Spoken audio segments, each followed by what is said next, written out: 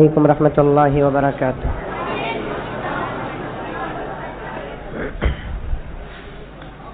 الحمد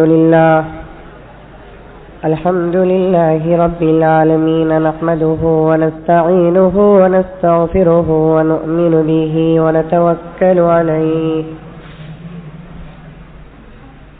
ونعوذ باللہ من شرور انفسنا ومن سیئات اعمالنا،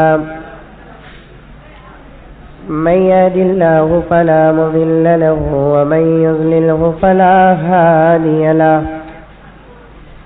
ونشهد أن لا إله إلا الله وحده لا شريك له، ونشهد أن سيدنا ونبينا ومولانا محمدا عبده ورسوله،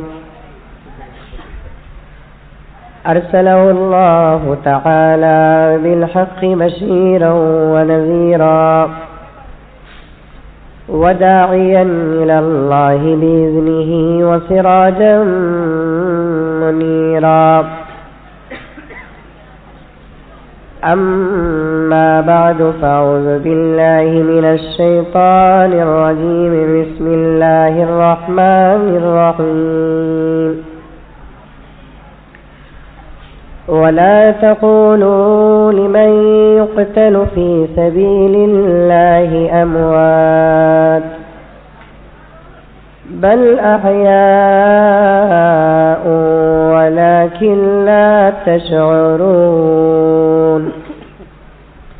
صدق الله العظيم۔ اللهم صل على سيدنا نبينا مولانا محمد وعلى آل سيدنا نبينا مولانا محمد وبارك وسلم۔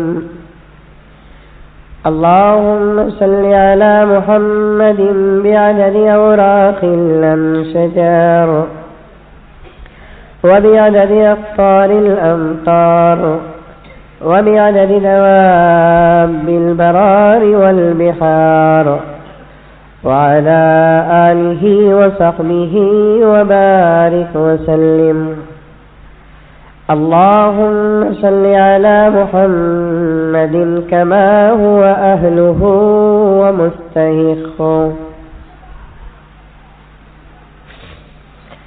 معزز سامعین کرام، آپ تمام حضرات بھی ایک مرتبہ درود شریف پڑھ لیں۔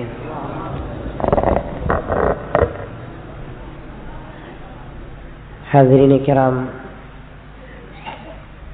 رمضان المبارک کے آخری عشرے کی آج آخری تاخرات ہے، پھر اللہ ہی بہتر جانتا ہے کہ ہماری زندگیوں میں ایسے منظر آئیں گے یا نہیں۔ اللہ کا شکر ادا کریں کہ اللہ تبارک و تعالی ہمیں رمضان المبارک کا مہینہ بھی عطا کیا، اور روزے رکھنے کی توفیق اور قرآن پاک سننے اور سنانے کی سعادت مزید برآں رمضان المبارک کے آخری عشرے میں لیلۃ القدر کو تلاش کرنے کا ایک ذریعہ بھی عطا فرمایا۔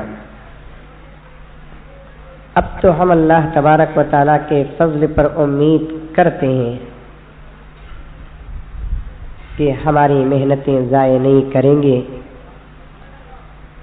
جس تڑپ کے ساتھ ہم لیلۃ القدر کو تلاش کیے، اللہ تبارک و تعالیٰ ضرور ہمیں لیلۃ القدر عطا فرمائے ہوں گے۔ حاضرین کرام، اسی سلسلے کی آج آخری کڑی ہے۔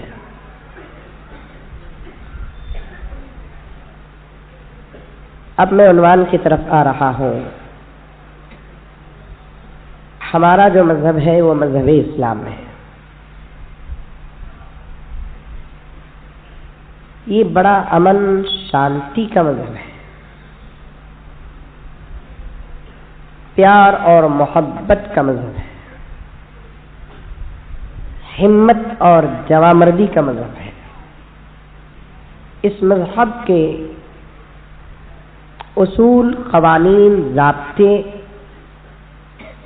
ایسے ہیں جو تمام کے عقلوں میں سما سکتے ہیں، اور یہ جو مذہب پھیلا ہے پیار سے، محبت سے، الفت سے، قوت سے، اخلاق سے، کردار سے پھیلا ہے، ظلم سے نہیں، زبردستی سے نہیں، کیونکہ اسلام نے کیا کہا، قرآن نے کیا کہا، لا اکراہ فی الدین، دین میں کوئی زبردستی نہیں ہے۔ میں اور آپ زبردستی کرنا تو دور کی بات، پیغمبر کو بھی زبردستی کرنے کا اختیار نہیں۔ آپ جانتے ہیں حضور صلی اللہ علیہ وسلم کے چچا حضرت ابو طالب موت کے وقت پیغمبر صلی اللہ علیہ وسلم گئے اور جا کر کلمہ پڑھنے پر زور دیے، یہاں تک کہا کہ چچا میرے کان میں پڑھ دیجئے، اتنی آہستہ آواز سے پڑھے آپ کہ آپ کا پڑھنا صرف میں سن سکوں، آپ کے ایمان کا اگر میں صرف گواہ بن گیا تو پھر قیامت میں بھرے میدان اور محشر میں آپ کے ایمان کی گواہی دوں گا۔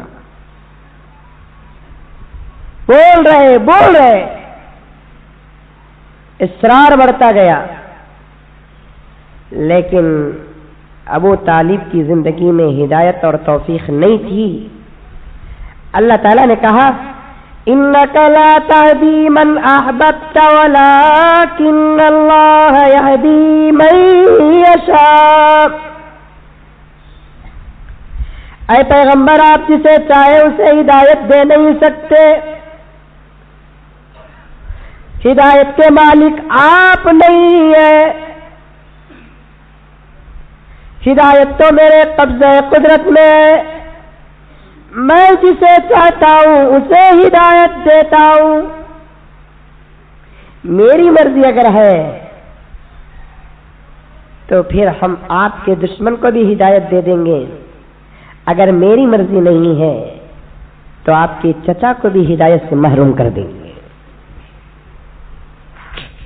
زبردستی کا مطلب نہیں ہے، امن، سکون، اطمینان، چین کا مذہب ہے۔ لوگ کہتے ہیں کہ یہ دین تلوار سے پھیلا، الزام لگا رہے ہیں وہ مذہب اسلام پر، تلوار تو ضرور اٹھائے، مقاصد کچھ اور تھے، مذہب پھیلانا مقصد نہیں تھا، ورنہ پیغمبر کے تلوار کے سامنے مقابلہ کرنے والا کون تھا؟ صحابہ کی تلواروں کا جواب دینے والا کون تھا؟ ان کے تلوار اٹھانے کے مقاصد کچھ اور تھے، لیکن انہوں نے، زمانے نے ان پر الزام لگایا اور کہا کہ مذہب تلوار سے پھیلا ہے۔ ہاں، تلوار سے مسلمان کا خاص تعلق ہے، تلوار کو اپنی شان، اپنی آن، اپنی عزت، اپنی آبرو سمجھتا ہے مسلمان، کسی کو مارنے کے لیے نہیں، دفاع کرنے کے لیے، مارنے والے کا جواب دینے کے لیے تلوار کو اپنے ساتھ رکھا کرتا تھا۔ اب ہم اس زمانے کے الزام لگانے والے ان غیروں سے پوچھنا چاہتے ہیں، تلوار رکھنا اگر دہشت گردی کی علامت ہے تو پھر ہمارے سکھ بھائی کے پاس تلوار ہے، کیا وہ سب دہشت گرد ہو گئے؟ ایک ایک مذہب کا ایک قانون ہوتا ہے، ایک شان ہوتی ہے، ایک آن ہوتی ہے، اسی طریقے سے مذہب اسلام میں کی شان اور آن تلوار تھی، ایک زمانے میں رکھتے تھے، آج نہیں۔ اب میں بولے اب ان کو سب بھی تلوار لے لینے جاتے ہیں۔ اب تلاش کرو نوجوان کو، کھنگالو اس کے جیب، کنگھی ملیں گی، موبائل ملیں گا، بیڑی کا کٹا، ماچس کا ڈبہ ملے گا، شان پہچان ضرورت پر رکھتے تھے دفاع کرنے کے لیے، ورنہ یہ مذہب تلوار کے ذریعے سے نہ پھیلا ہے، نہ اس مذہب کے بڑوں نے تلوار کے ذریعے سے دین اور مذہب کو پھیلایا ہے۔ یہ مذہب تو امن سے، سکون سے، اخلاق سے، کردار سے پھیلا ہے۔ جو کوئی آتا مسلمانوں کے اخلاق کو دیکھ کر قدموں میں پڑ جاتا کہ ہمیں بھی اپنے مذہب میں داخل کرو۔ ملک شام میں ایک صحابی کا دکان، اس اناج کی دکان میں ایک یہودی گیا اناج لینے کے لیے۔ مسلمان صحابی نے کہا یہی مٹیریل سامنے کی دکان میں ملتا ہے، وہاں جا کر لے لو۔ یہودی گیا، اس دکان کو جا کر لیا تو معلوم ہوا کہ وہ دکان یہودی کا ہے، لینے والا بھی یہودی، بیچنے والا بھی یہودی۔ تو لینے والے نے کہا کتنا خراب ہے وہ مسلمان، اس کی دکان کو میں گیا لینے کے لیے، انہیں مجھے نہیں دیا کیونکہ میں یہودی، اس لیے مسلمان یہودی کو نہیں دیتے، مجھے تمہاری دکان میں بھیج دیا۔ دکان والے یہودی نے کہا کہ اس مسلمان بھائی کو برا نہ کہہ، وہ تو اتنے اچھے اخلاق والا ہے، ایک گراہک اگر آتا ہے تو دیتا ہے، دوسرا گراہک میرے پاس بھیجتا ہے۔ ایک بازار میں کپڑے کے 10 دکان ہیں، ایک بازار میں چاول کے 10-15 دکان ہے، ایک بازار میں کسی اور میٹیریل کے 10-15 دکان ہے کوئی مسلمان ایک گراہک کو ہمیں دے اور ایک گراہک کو سامنے والے کے پاس بھیجے؟ ہے کوئی مسلمان پورے بازار میں؟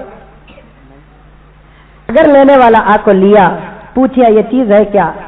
نہیں ہے، دکان والے کو معلوم یہ چیز سامنے والے کے دکان میں ملتی، بول کر انہیں پوچھتا یہ چیز کہاں ملتی؟ کہتا ہے پورے بازار میں کامچ ملتی نہیں، کہاں میرے سے زیادہ انہیں کما کو ترقی کر لیتا ہے۔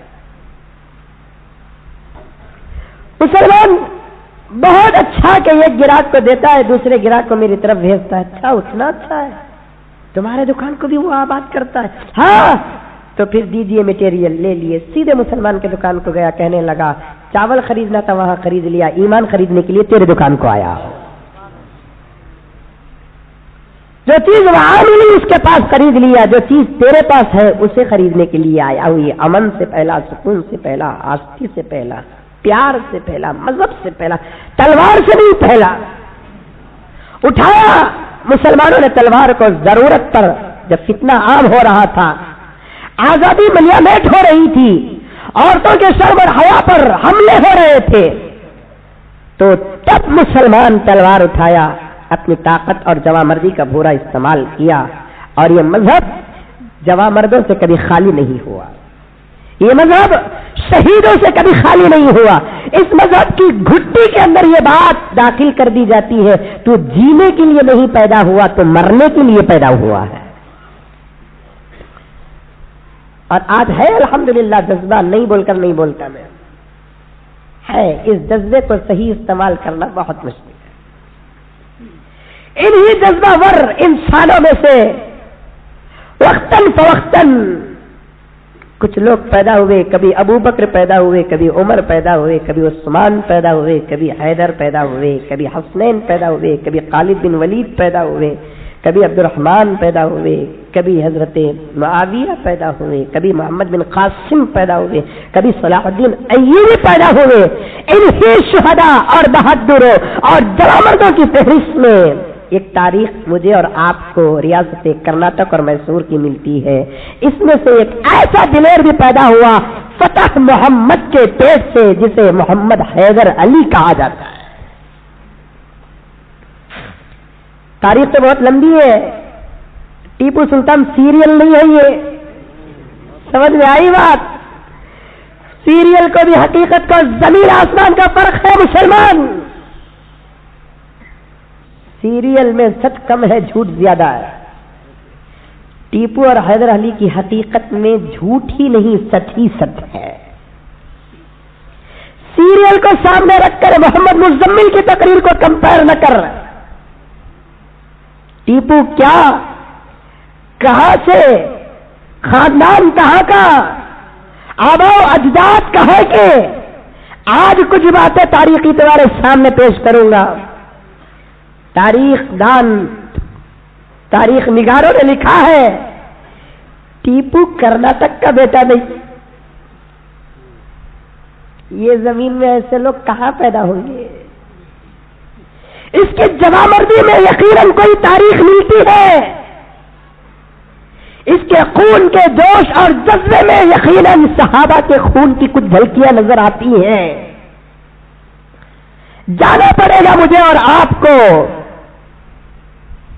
تحقیق کرتے ہوئے تو پتہ چلے گا کہ ٹیپو کے آباء و اجداد اس خاندان سے تعلق رکھتے تھے، خدا کی قسم جس خاندان سے میرے آقا محمد رسول اللہ کا خاندان تھا۔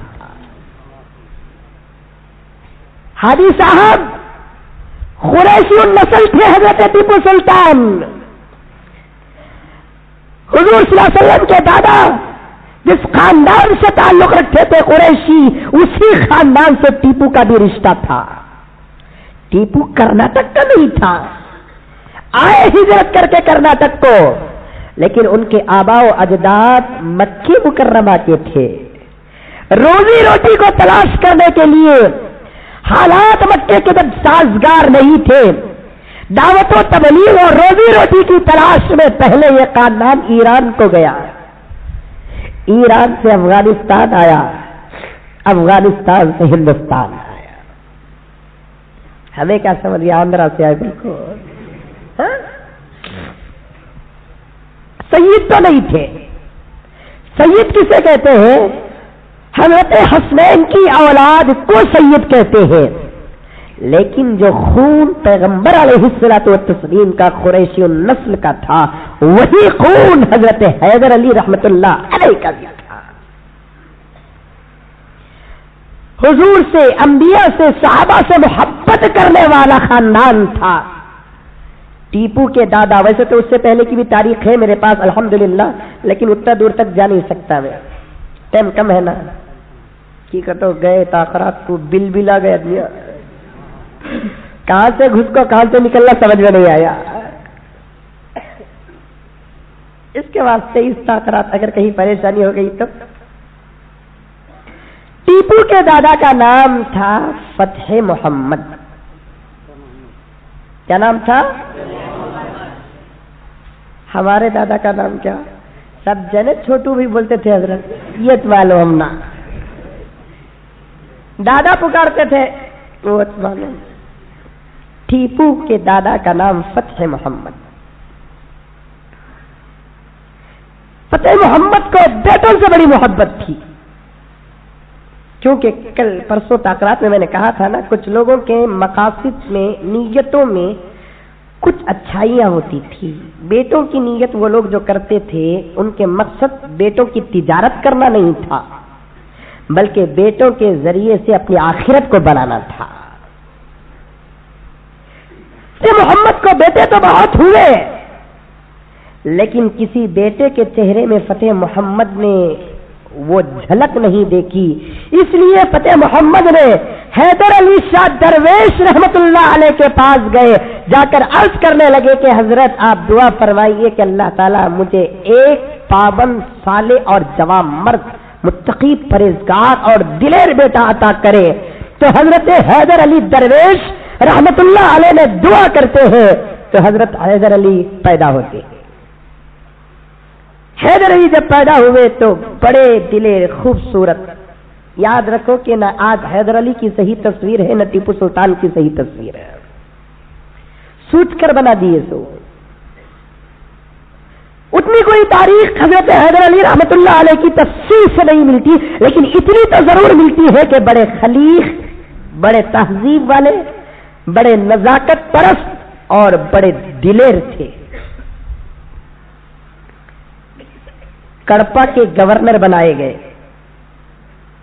اور حیدر علی کا نکاح جو ہوا کڑپا کے گورنر معین الدین کی بیٹی فاطمہ کے ساتھ ہوا۔ غور سے سننا،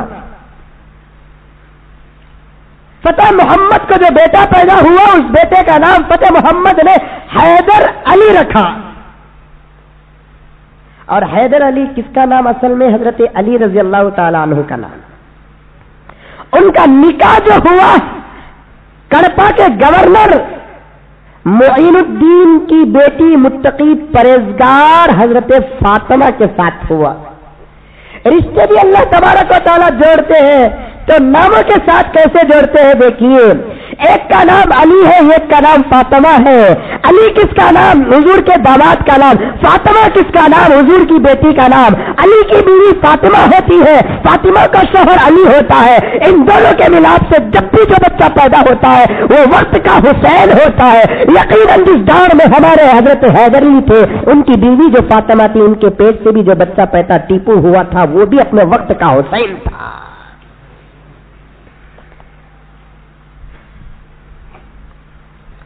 جیسے باپ فتح محمد نے ولی کامل کے پاس جا کر ایک نیک صالح بیٹے کی دعا کرائی، اسی طریقے سے حضرت حیدر علی رحمت اللہ علیہ نے بھی اپنی بیوی کو ساتھ لے کر آرکاٹ کے ایک بہت بڑے ولی کامل حضرت ٹیپو مستان رحمت اللہ علیہ کے مزار میں حاضری دے کر دعا کی درخواست کی، اور دل ہی دل میں حضرت فاطمہ رحمت اللہ علیہ نے یہ نیت کر لی کہ اگر مجھے بیٹا پیدا ہوگا تو میں اس بیٹے کا نام اس ولی کے نام کے ساتھ رکھوں گی۔ آج بھی میرے دوستو آرکاٹ میں اس ولی کامل کی مزار ہے جہاں حیدر علی اور حضرت فاطمہ نے حاضری دے کر بیٹے کی دعا کرائی تھی، تو وہاں اللہ تبارک و تعالیٰ نے اس بزرگ کامل کی دعا کو قبول کیا، تو فاطمہ کو ایک بیٹا پیدا ہوا۔ نام رکھنے کا جب وقت آیا، حیدر علی کہنے لگے اس بچے کا نام میں اپنے ابا کے ساتھ رکھوں گا۔ فاطمہ کہنے لگی میں اس بچے کا نام ولی کامل ٹیپو مستان رحمت اللہ علیہ کے نام پر رکھوں گی۔ اب میاں بیوی میں جب تکرار ہوتی ہے، مصالحت کی تو کوئی شکل پیدا ہو جائے، تو حضرت حیدر علی نے کہا کیوں الگ الگ نام کو ڈیوائڈ کر لے، تیرا میرا نام ملا کر پورا رکھ دے۔ تو بات منظور تک پہنچ گئی، تو پورا نام حضرت ٹیپو سلطان کا کیا تھا؟ فتح محمد ٹیپو سلطان تھمڑ گیا۔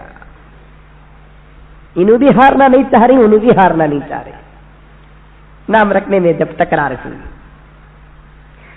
چلو ٹیپو سلطان نام ماں نے رکھا، فتح محمد نام باپ نے رکھا۔ کہاں پیدا ہوئے حضرت ٹیپو سلطان؟ بالکل یہاں سے تقریباً 30-35 کلومیٹر دور جسے دیون ہلی کہا جاتا ہے، وہاں حضرت ٹیپو سلطان شہید رحمت اللہ علیہ کی ولادت ہوئی۔ اس زمانے میں جس زمانے میں ٹیپو پیدا ہوئے، اس زمانے میں دیون ہلی کا نام یوسف آباد تھا، کیونکہ وہ گاؤں بڑا خوبصورت تھا۔ کیا تاریخ کو پیدا ہوئے؟ 20 ذی الحجہ 1107 پر 3 ہجری، 10 نومبر 1750 عیسوی، ہفتے کا دن، صبح صادق کے وقت، کرناٹک کی ناک اور ناز، نوجوانوں کی دلوں کا دھڑکن، انگریزوں کی پسینے کی دھار، ان کے خوف کا نتیجہ، ٹیپو سلطان دیون ہلی کے گھر پیدا ہوتے ہیں۔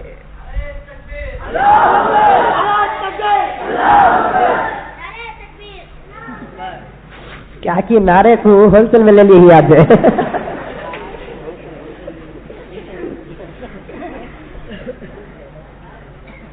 ماں اتنی متقی پرہیزگار، باپ اتنا متقی پرہیزگار، بچپن ہی سے حضرت ٹیپو سلطان کی تعلیم اور تربیت دیکھ بھال میں ماں باپ نے کوئی کسر نہیں چھوڑی۔ ماں چاہتی تھی کہیں میرے آنچل کا داغ میرے بچے پر نہ پڑے، باپ چاہتا تھا کہیں میرے گناہوں کی سزا میرا بچہ نہ بھگتے۔ ادھر باپ بھی کنٹرول میں، ادھر ماں بھی کنٹرول میں۔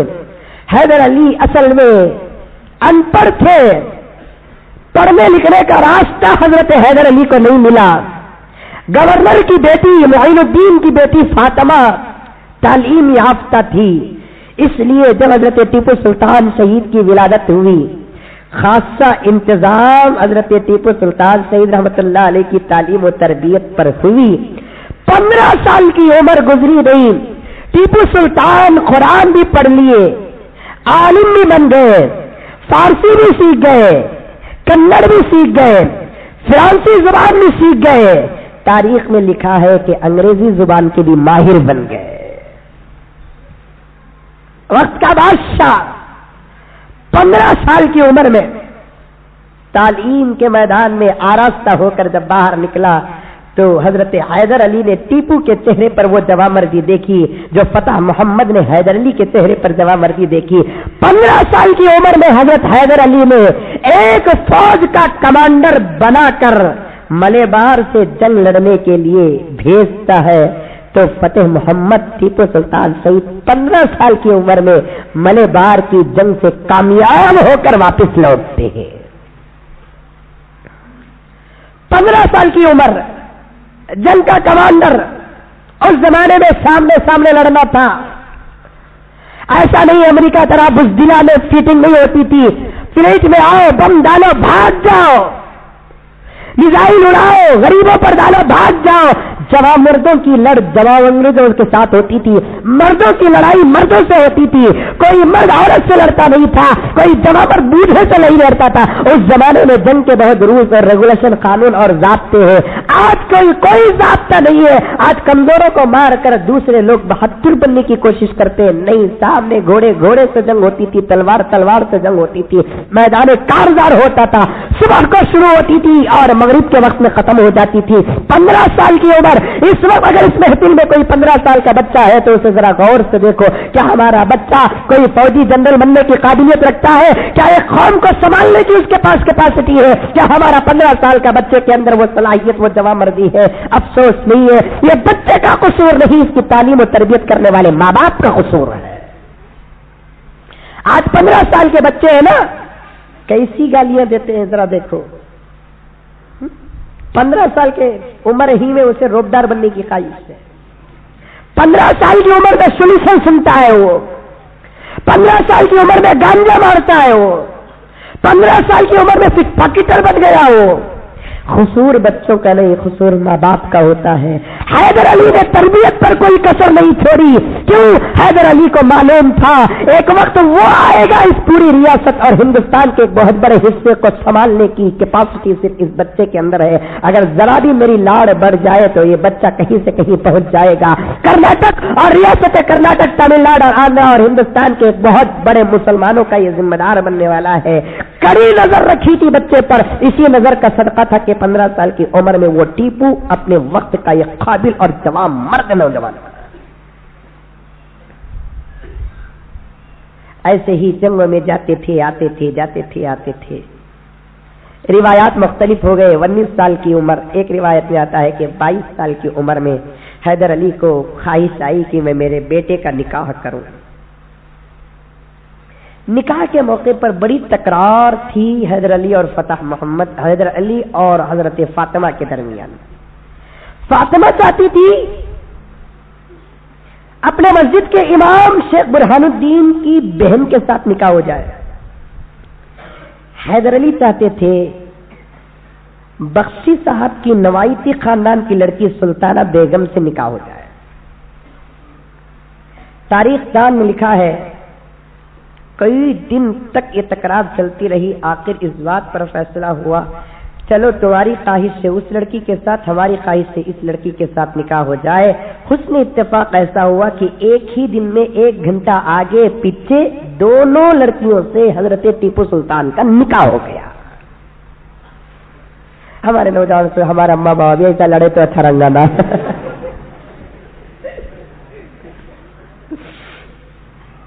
ہمارے اماں بابا بھی ایسا لڑے تو اچھا رہے گا نا. سمجھ میں آئی بات. 1 گھنٹہ پہلے امام بخشی کی بیٹی سلطانہ بیگم سے نکاح ہوا. 1 گھنٹہ بعد شیخ برہان الدین صاحب کی بہن کے ساتھ نکاح ہوا. اسلام میں جائز ہے نا، 2 سے شادی کر سکتے، 3 سے شادی کر سکتے، 4 سے شادی کر سکتے، 5 سے بھی کر سکتے. خوش تمہیں حضرت اچھے، تمہیں خوش باہر گیا تو بھاجیاں چھوڑیں گے. بڑے بہایا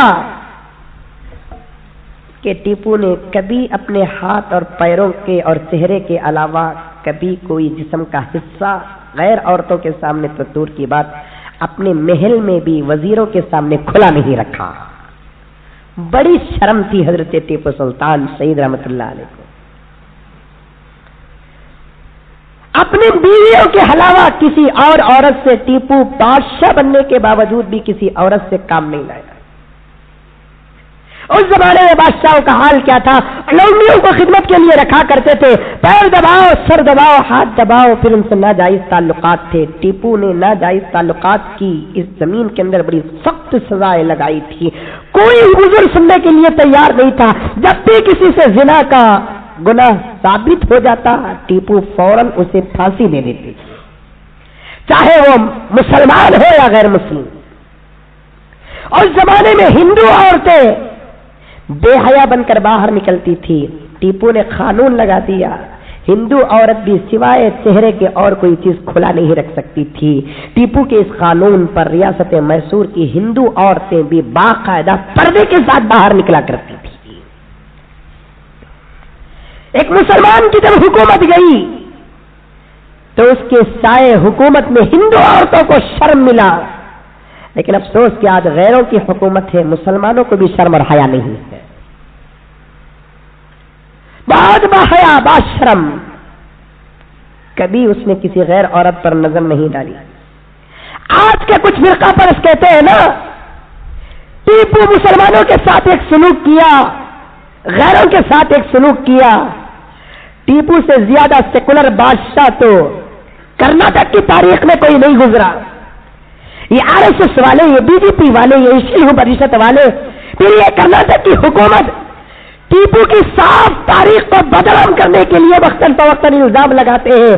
ٹیپو سے بہتر سیکولر بادشاہ تو کوئی نہیں گزرا ہے. ٹیپو جہاں مسجدوں کو چندہ دیا کرتا تھا، درگاہوں کو چندہ دیا کرتا تھا، تاریخ روشن ہے، وہی ٹیپو مندروں کو بھی چندہ دیا کرتا تھا. کیونکہ بادشاہ ہے نا، سب کو لے کر چلنا تھا اسے. بہت سارے مندروں کو زمینیں دی. کالی کٹ کی مندر کو 190 پر 5 ایکڑ زمین وقف کیا. 190 پر 5 ایکڑ زمین کالی کٹ کی زمین کالی کٹ کی مندر کو وقف کیا. پونانی کی مندر کو 504 ایکڑ زمین وقف کیا. سیلم کی مندر کو 70 پر 3 ایکڑ زمین وقف کیا. نمودری کی مندر کو 130 پر 5 ایکڑ زمین وقف کیا. سالانہ 19 کروڑ روپے کی تنخواہ پجاریوں کو ٹیپو کی حکومت سے جاتی تھی. مسلمانوں کی فوج غیر مسلموں کے ایک شہر میں داخل ہو کر مندر کو توڑ دیا. ٹیپو کو بات پہنچی. ٹیپو فوراً سامیوں سے معافی طلب کی. معافی مانگتے ہوئے پھر سے اس مندر کو بنانے کے لیے کئی لاکھ روپے خرچ کیے اور اپنے مسلمان وزیروں سے کہا کہ خبردار کسی مندر کو ہاتھ نہیں لگانا، اس سے سامی کا دل ٹوٹے گا تو تمہارا مقدر تاراج ہو جائے گا. سیکولرزم دیکھو کیسا تھا. آج کہتے ہیں لوگ کہ ٹیپو متعصب، ٹیپو فرقہ پرست. ٹیپو فرقہ پرست نہیں تھا. ٹیپو سب کو چاہنے والا. عیسائیوں کو جاتا تھا پیسہ ٹیپو کی حکومت سے، سامیوں کو جاتا تھا ٹیپو کی حکومت سے پیسے، مندروں کو جاتے تھے ٹیپو کی حکومت سے پیسے. اپنے مذہب کا بڑا پکا پابند تھا. سلطنت خداداد ٹیپو کی سیرت کی سب سے بہترین کتاب، سیرت ٹیپو سلطان حضرت مولانا الیاس صاحب کی ایک بہترین کتاب. اس کے اندر لکھا ہے کہ ٹیپو اپنی زندگی میں کبھی شرک کو پسند نہیں کیا، بدعت کا خاتمہ کیا. ٹیپو سلطان شہید رحمت اللہ علیہ کو مہدیوں سے بڑی سخت نفرت تھی. کیونکہ مہدویوں کا عقیدہ کیا تھا؟ حضرت امام مہدی پیدا ہو کر چلے گئے. ٹیپو پکا اہل سنت والجماعت سے عقیدت رکھتا تھا، عقیدہ تھا. اور اہل سنت والجماعت کا عقیدہ کیا؟ ابھی حضرت امام مہدی نہیں آئے، اس لیے مہدویوں کو اپنے قریب بھی لانا پسند نہیں کرتا تھا. ٹیپو سلطان نماز کے بڑے پابند تھے. روزانہ 1 گھنٹہ قرآن پاک کی تلاوت ٹیپو کا معمول تھا اور ہمیشہ باوضو رہتے تھے. سر پر لال کلر کا امامہ تھا. علماء نے کہا کہ لال امامہ نبی کی سنت نہیں ہے. اس کے بعد سے پوری زندگی حضرت ٹیپو نے ہرے کلر کا امامہ باندھا.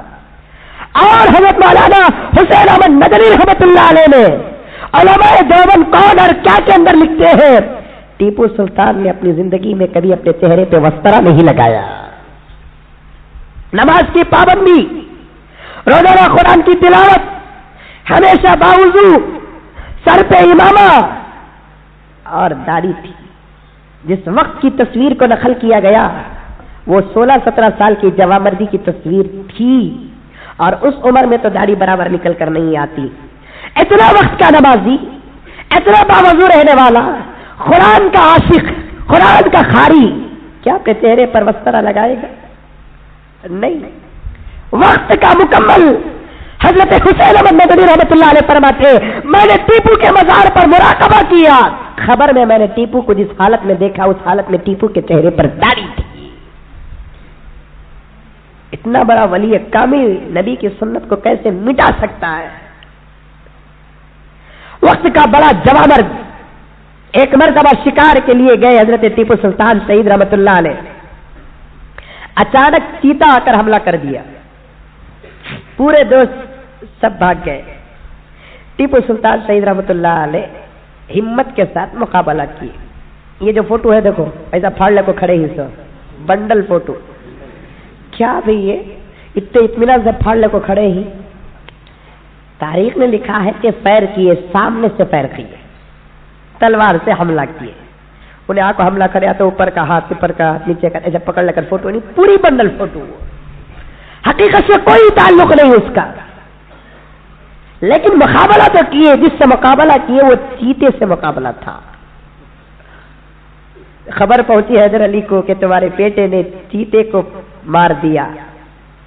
حیدر علی سیدھے گئے، فاطمہ سے کہا بیگم تمہارے بیٹے نے آج جنگل کے اندر وہ بہادری دکھائی جس کی وجہ سے میری شان بڑھ گئی، کیا ہوا سرتاج؟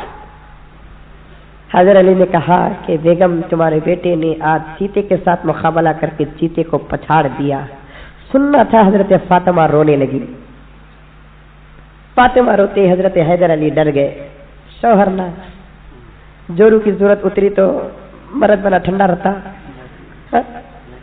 کیا ہوا کدھر ہوا پوچھتا نہیں، اماں روئی تو کئی کو ماروتی پوچھتے نہیں، بہن روئی کئی کو ماروتی پوچھتے نہیں، لیکن جورو کی صورت اتنی اتر گئی، کیا جی ہوا کہ کیا ہوا، پیٹ میں درد، سر میں درد، دوا لاؤں کیا دلاؤں لوگوں تمہیں؟ اللہ تعالیٰ ہمارے بابا تمہارے ساتھ کر کو رکھے نہیں، میں نے سکتی بوڈی میں ڈھکل اللہ تھا، کیا جی ہوا، کیا تمہارا ماں ایسا بولتی ہیں ویسا بولتی ہیں، برس گیا۔ حیدر علی نے پوچھا بیگم اتنی اچھی خوشخبری دے رہا ہوں کہ تمہارا بیٹا چیتے کو پھاڑ دیا اور تم رو رہی ہو، تو بیگم فاطمہ نے کہا کہ سرتاج یہ جو آنسو ہے نا، غم کے آنسو نہیں، خوشی کے آنسو ہے۔ کیوں، کیا ہوا؟ سرتاج آج ایک راز تمہارے سامنے پیش کر رہی ہوں، کیا کہ خدا کی قسم میں نے ٹیپو کو کبھی بے وضو دودھ نہیں پلایا، جس کے صدقے میں آج ٹیپو کی طاقت اتنی مضبوط ہو گئی۔ ایک روایت میں آتا ہے میں نے ٹیپو کو بغیر نماز کے کبھی دودھ نہیں پلایا۔ ہے کوئی ماں آج ایسی جو اپنے بچے کو وضو کر کر دودھ پلائے، اپنے بیٹے کو نماز پڑھ کر دودھ پلائے؟ آج تو میں کئی مرتبہ کہہ چکا، کم سے کم سر میں پلو ڈال کے دودھ پلا دیتی تو پھر یہ بچہ اپنی زندگی میں کبھی ٹوپی کے بغیر باہر نہیں نکلتا تھا۔ آج ہمارے نوجوانوں کے سروں سے ٹوپیاں کیوں غائب؟ اس لیے کہ جب یہ دودھ پیا تھا نا، اس کی اماں کے سر میں پلو نہیں تھا۔ آج اس بچے کے چہرے سے داڑھی کیوں غائب؟ اس لیے کہ اس کے باپ کے چہرے کا اثر پڑا ہے، ماں باپ کا اثر بچوں پر پڑتا ہے۔ حضرت ٹیپو سلطان شہید رحمت اللہ علیہ پر ماں باپ کا اثر پڑا، طاقت آئی باپ سے، تقویٰ آیا ماں سے، وہ اپنے وقت کا ایک بہت بڑا دوستو حضرت ٹیپو سلطان شہید رحمت اللہ علیہ میسور، ریاست میسور کے بادشاہ جب بنے، علماء کی اتنی قدر کرتے تھے کہ جب بادشاہ کا تاج سر پر پہنانے کا وقت آیا، علماء کو بلا کر سب سے بڑے عالم کے ہاتھ سے اپنے سر پر پگڑی رکھی، اور ایک دن دو دن نہیں بلکہ 17 سال اس سرزمین پر ٹیپو سلطان شہید رحمت اللہ علیہ نے حکومت کی. جوامردی کا چرچا سارے عالم میں پھیل گیا، مشرق سے لے کر مغرب تک. وہ انگریز دو دھوکے بازی چال بازی پر مشہور، ان کے دلوں کے اندر خوف بٹھانے والا ٹیپو سلطان شہید تھا. نپولین نے لکھا ہے ہمارے اندر تو دور کی بات، ہمارے بچوں کے دل کے اندر بھی ٹیپو کا اتنا خوف تھا کہ جب بچہ رات کو سونے کے لیے تکرار کرتا تو ماں اپنے بچے سے کہتی کہ بیٹے سو جا ورنہ ٹیپو آ جائے گا. بچوں کے دلوں کے اندر ٹیپو کا ڈر بیٹھ گیا تھا. اور ٹیپو سلطان شہید رحمت اللہ علیہ کو شیروں سے بڑی محبت تھی.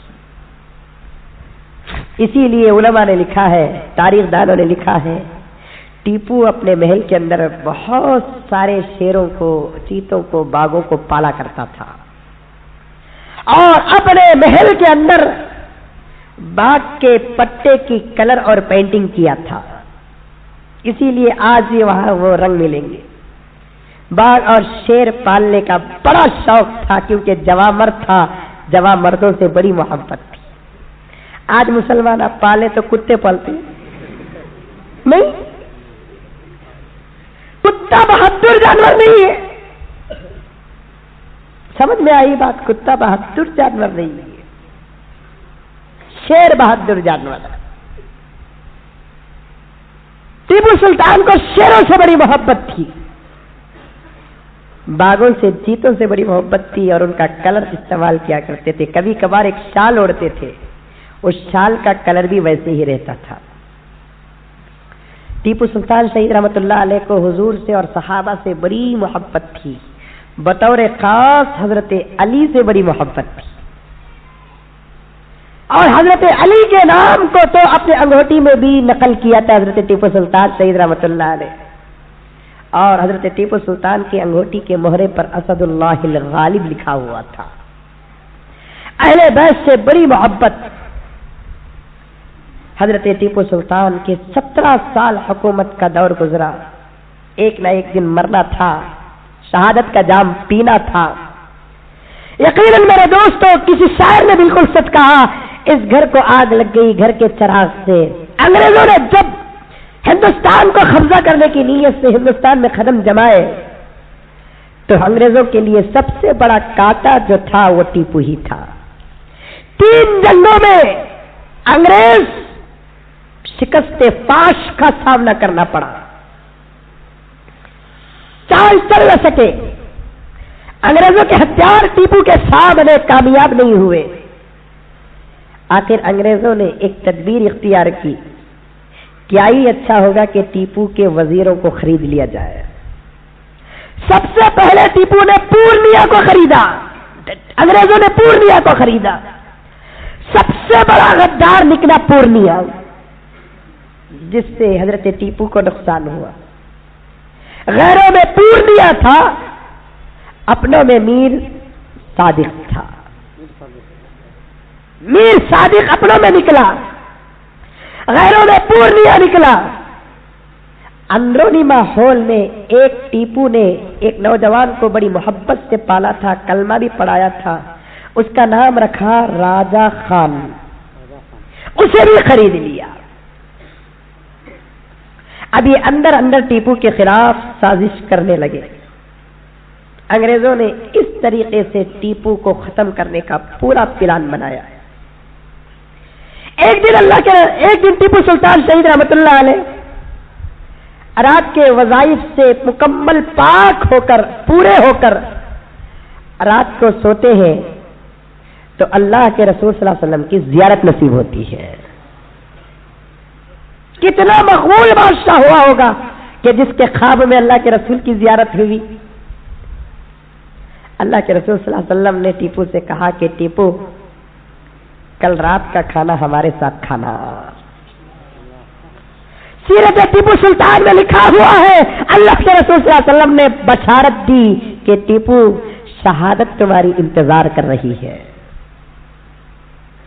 ٹیپو بہت خوش ہوئے، خواب دیکھ کر گھبرا کر نہیں اٹھے. ایک تو نبی کا خواب تھا.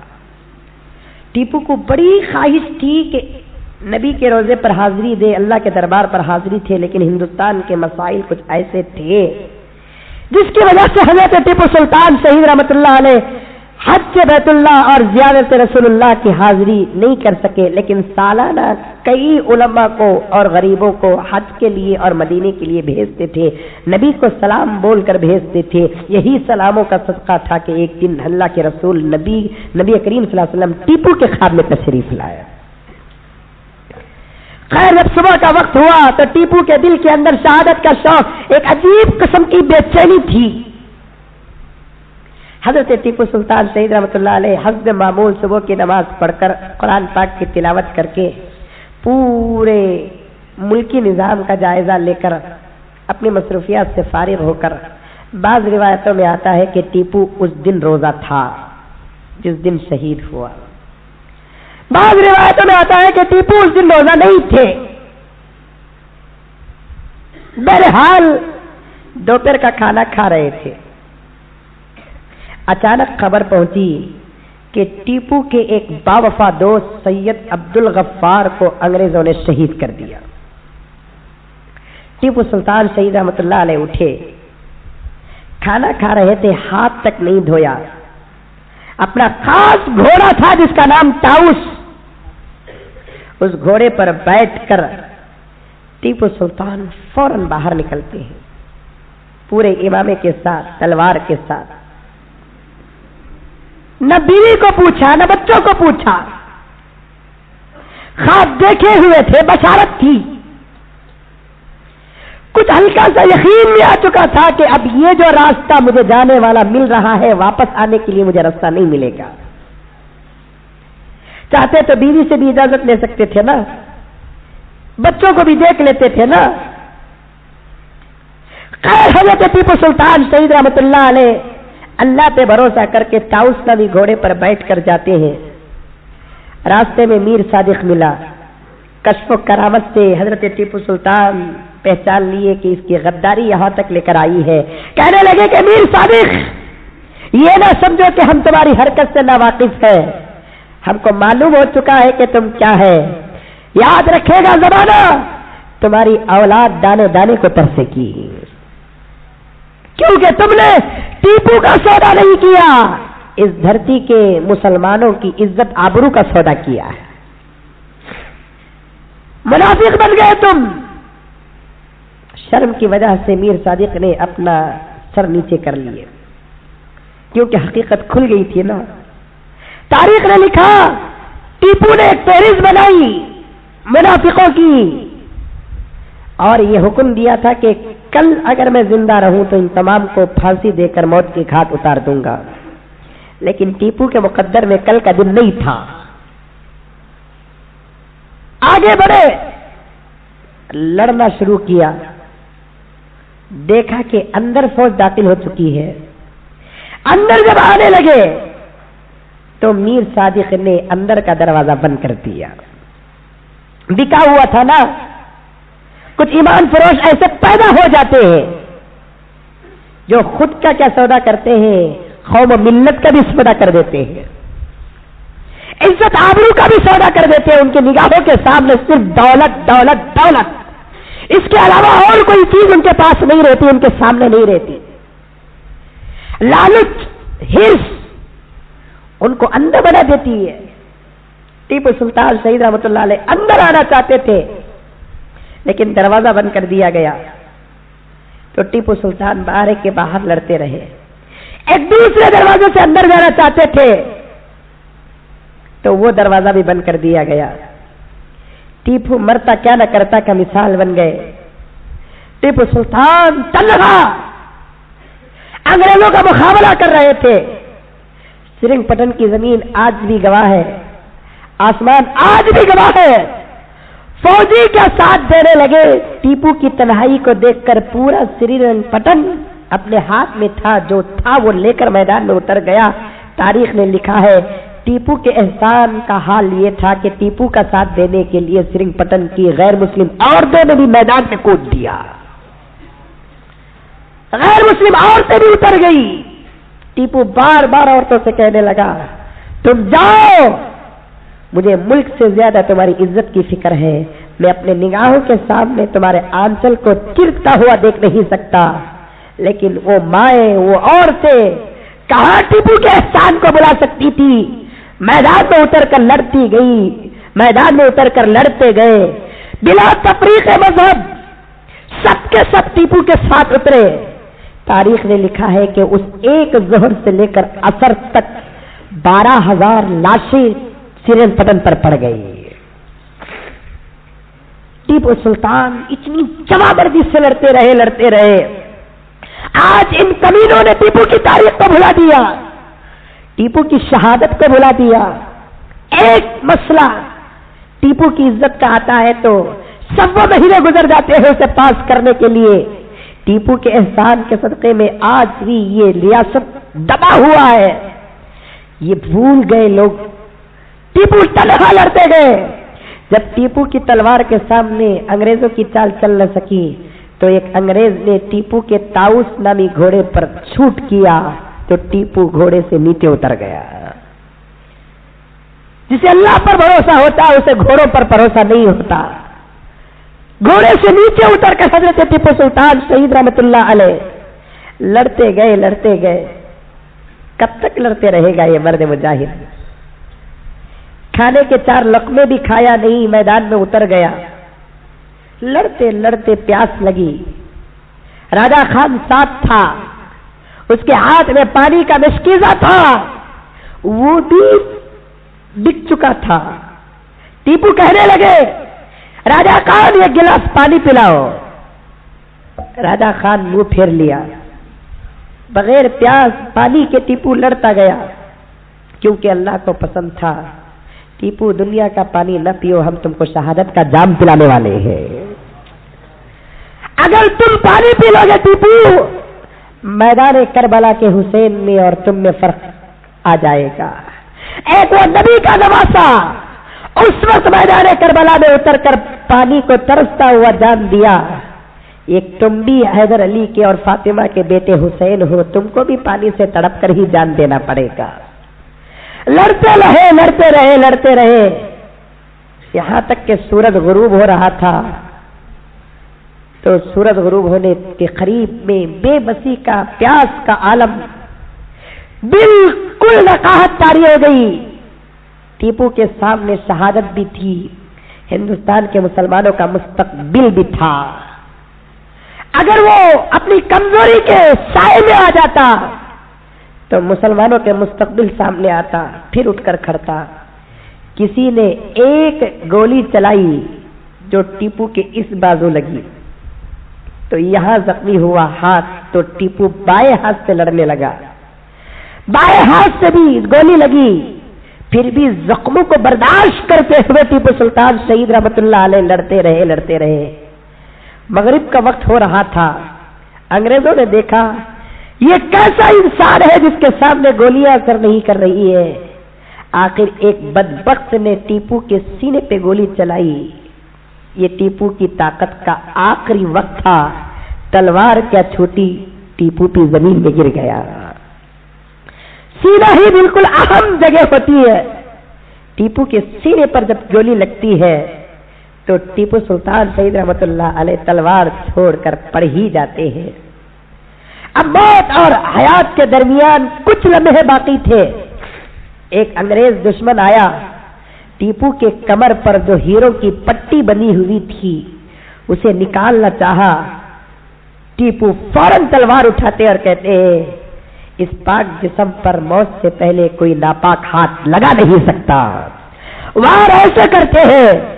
ہیروں کی لالچ میں وہ موت کے گھاٹ اترتا ہے. پھر چند لمحوں کے بعد آخر کلمہ پڑھتے ہوئے ٹیپو سلطان شہادت کا جام نوش کر لیتے ہیں. کئی گھنٹے تک ٹیپو کا جسم گرم تھا. جو بھی آتے ٹیپو کی کھلی ہوئی آنکھوں کو دیکھ کر ڈر کر بھاگ جاتے. جب رات کا کئی حصہ گزر گیا تو خادم خاص راجہ خان نے جا کر انگریزوں کو کہا کہ ٹیپو یقیناً شہید ہو گیا ہے. انگریز خوش ہو کر آئے، ٹیپو کے سرانے کھڑے اور ٹیپو کو دیکھا. کئی گھنٹے گزرنے کے بعد بھی ٹیپو کا جسم گرم ہے. جب نبض پکڑ کر دیکھے नब्ज रुकी हुई थी तो अंग्रेज खुश होकर नारा लगाकर कहा, आज से हिंदुस्तान हमारा है। जब तक टीपू जिंदा थे हिंदुस्तान में अंग्रेजों की दाल नहीं गली। टीपू की शहादत के बाद अंग्रेजों ने कहा, आज हिंदुस्तान हमारा है।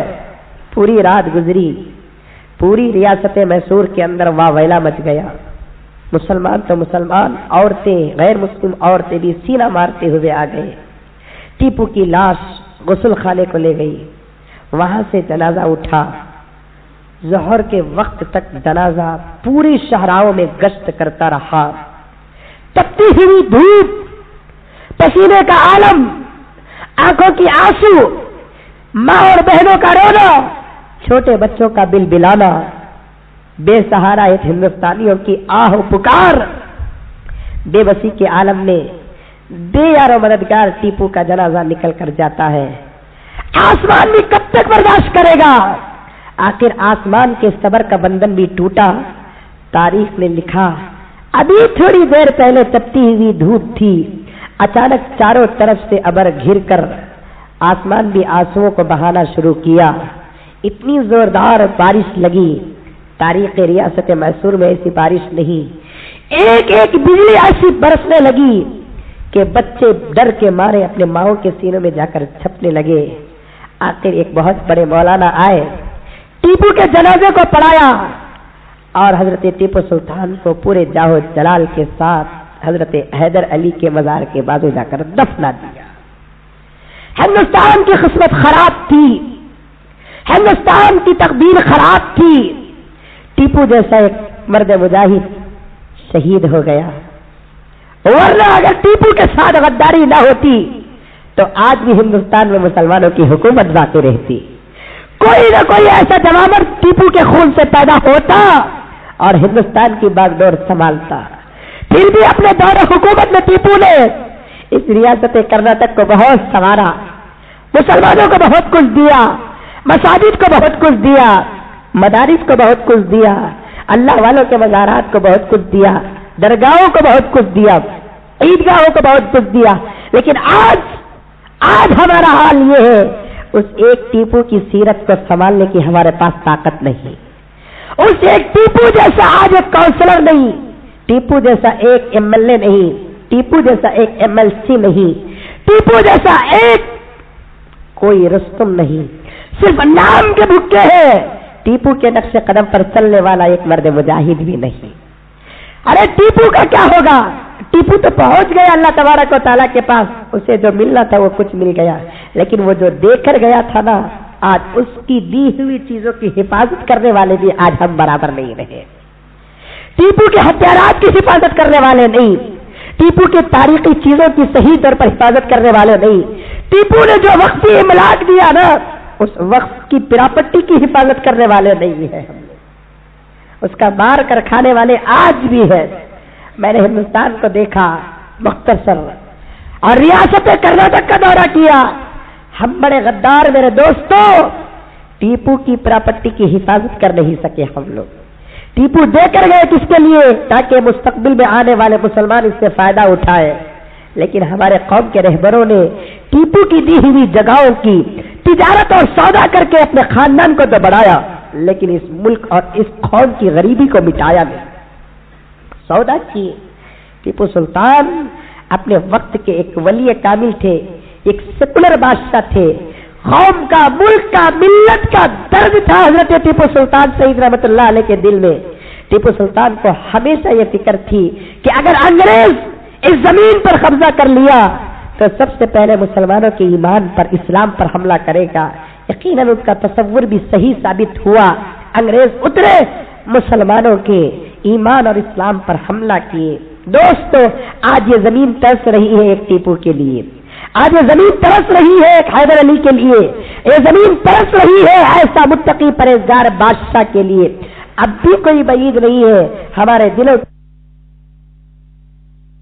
सुल्तान पैदा हो सकते हैं, लेकिन अफसोस मेरे दोस्तों, हम में से किसी को यह जज्बा नहीं है। हम तो कर्नाटक की हुकूमत को भी यही कहते हैं, आज असेंबली तुम्हारे हाथ में है तो ये टीपू की शहादत का सदका है।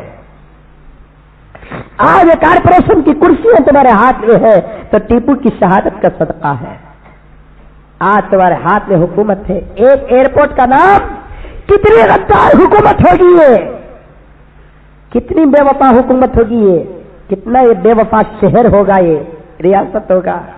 جب انٹرنیشنل ایئرپورٹ کا نام رکھنے کا وقت آیا تو پھر ٹیپو کے نام کے ساتھ منسوخ کرنے والے نہیں ہیں.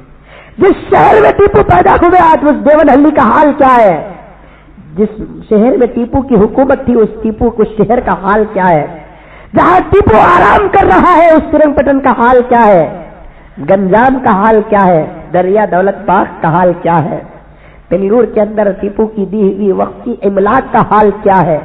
حکومت سب پر توجہ دیتی ہے, ان چیزوں پر اپنی توجہ ہٹا لیتی ہے جہاں ٹیپو نے اپنے قدم جمائے ہیں. میں یہی کہتا ہوں آج کی تقریر آپ سے بھی اور حکومت تک یہ بات پہنچانا چاہتا ہوں, پھر سے ریاست کرناٹک کی اگر تقدیر بدلنا ہے تو ٹیپو کے نقش قدم پر چلنا ہے, ٹیپو کی تاریخ کو اپنانا ہے, ٹیپو کے احسانات کو فراموش نہ کرنا ہے, تو پھر یہ حکومت اپنے صحیح رخ پر آ جائے گی. ضرورت تھی میرے دوستو حضرت ٹیپو سلطان شہید رحمت اللہ علیہ کی سیرت اور تاریخ کو. ہم بھی کہتے ہیں ماں کے احسانوں پر فاتحہ پڑھنے والا ہے, باپ کے احسانوں پر فاتحہ پڑھنے والا ہے, دادا کے احسانوں پر فاتحہ پڑھنے والا ہے. سال سال گزر جاتے ہیں, قرآن کا کوئی حصہ پڑھ کر ٹیپو سلطان شہید کو ایصال کرنے کا موقع نہیں ملتا. 2 رکعت نماز پڑھ کر ٹیپو سلطان شہید رحمت اللہ علیہ کو ایصال کرنے کا موقع نہیں ملتا. 10 روپے مسجد کو ڈال کر ٹیپو سلطان شہید رحمت اللہ علیہ کو ایصال کرنے کا موقع نہیں ملتا. خبر میں بھی سوچتے ہوں گے میں نے کیسے ملک اور کیسی ریاست پر حکومت کیا. وہ اپنے باپ دادا کو تو یاد رکھتے ہیں لیکن میری شہادت کو اب تک یاد نہیں رکھا ہے. نہیں ہے. بہت سارے لوگوں کا یہ حال ہے. میرے دوستو ایسے شہیدوں کو یاد رکھو, ایسے شہیدوں کی شہادت کو یاد رکھو. سیریل پر جو آیا وہ بالکل غلط تھا. حقیقت یہ ہے جو میں نے مختصر تاریخ پیش کی. تفصیلی اگر تاریخ پڑھنا ہے تو 2 کتابوں کے نام پیش کر دیتا ہوں. سلطنت خداداد ایک کتاب ہے, سیرت ٹیپو سلطان حضرت مولانا الیاس صاحب کی ایک کتاب ہے. تفصیل کے ساتھ بیٹھ کر پڑھیں گے ٹیپو سلطان شہید رحمت اللہ علیہ کے بچپن سے لے کر جوانی تک, جوانی سے لے کر شہادت کے پورے واقعات آپ حضرات کے سامنے آئے گے. آج کی تقریر ہم سب مل کر اللہ تعالیٰ سے یہ دعا کریں کہ اللہ ہم تمام کی طرف سے حضرت ٹیپو سلطان کو جزائے خیر عطا فرما. ہم تمام کی طرف سے حضرت ٹیپو سلطان شہید رحمت اللہ علیہ کو شہادت کو قبول فرما. ٹیپو کے ایک ایک قطرے کا اجر عطا فرما. دوستو آج میں آپ سے گزارش کرتا ہوں, ہم سے سب کو بہت کچھ ملا ہے. دیکھیے ایک نوجوان الحمدللہ ٹیپو سلطان شہید رحمت اللہ علیہ کے نام سے کیا ہے مسجد کے لیے 1 اسکوائر فٹ جگہ خریدا ہے. یقیناً یہ اس کی محبت کی دلیل ہے. اتنا بڑا مجمع یہاں پر بیٹھا ہوا ہے. آپ بھی چاہے تو الحمدللہ مسجد کے لیے جگہ خرید کر ٹیپو کے نام کر سکتے ہیں. آپ بھی اگر چاہے تو ٹیپو سلطان کے ایصال ثواب کے لیے مسجد میں جھولی میں کچھ نہ کچھ ڈال سکتے ہیں. بولو انشاءاللہ ڈالیں گے. ٹیپو کو کچھ ثواب پہنچائیں گے. ہمارے ثواب کا وہ محتاج نہیں ہے, ہمارے ایصال کا وہ محتاج نہیں ہے, لیکن اس کو محبت کا پیغام پہنچانا ہے کہ ٹیپو تمہاری شہادت کے 200 سال گزر گئے ہیں لیکن ہم آج بھی تمہاری شہادت کو نہیں بھولے.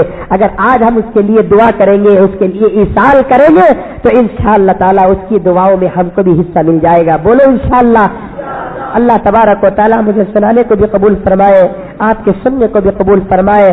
آپ میں سے اگر کوئی چاہتا ہے تو 1 اسکوائر فٹ جگہ بھی خرید سکتا ہے یا مسجد کے لیے جھولی میں جگہ بھی ڈال سکتا ہے.